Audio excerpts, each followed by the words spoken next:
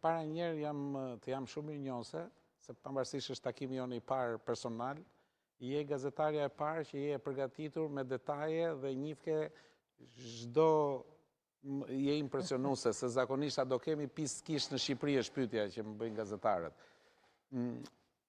Që me ardhjen time, unë kuptova një gjë. Në Shqipëri ne nuk kemi teren për gjetur skiator. Pra, s'kemi këmban, po nuk pate pista skish dhe po nuk pate teleferik, përfundimisht ti nuk mund të ndërtosh të ardhmen e një sporti. Në fakt, u habita 2 ditë më parë, se me që ra borë në gjithë Shqipërinë, në darkë të Korçës, pamjet e kronikave televizive tregonin dhe skiator, skiator modest, me thash, si ka mundësi që bëjnë skia? Ja, quhen skiator Instagrami, janë dy terma të ndryshme. Domethënë, edhe unë jam skiator amator si ta, por të hysh në pistat e skive, të hysh të garosh, të dedikosh jetën një sporti, nuk është e thjeshtë. Pra është tjetër gjë skijimi turistik dhe skijimi për sport zanat. Ku përgatitet ekipi olimpik shqiptar? Ku po stërviten? Ja, se të flasim për secilin nga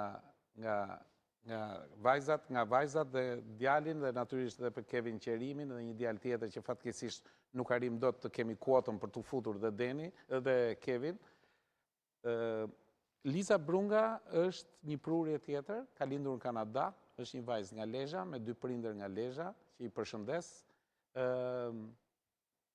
Po jetove në Borë, s'ka fëmijë, dhe është i vetmi sport që bashkon gjithë familjen. Domethënë, s'ka mosh, edhe gjyshi dhe mbesa dhe babai dhe nëna mund skijojnë. Pra, domethënë, në të gjitha këto vende ku ka Borë, është i vetmi sport, nuk mund të luajë futboll dhe gjyshi dhe nëna. Po ski mund të bëjnë edhe gjyshi dhe bile unë tani nga vija atje, ishin gjenerata të tëra, gjyshi tregonte teknikën, është një sport që bashkon gjithë familjen, po është shumë e vështirë për të shpjeguar kur njerëzit nuk kanë bërë ski vetë. Është një adrenalinë e jashtëzakonshme.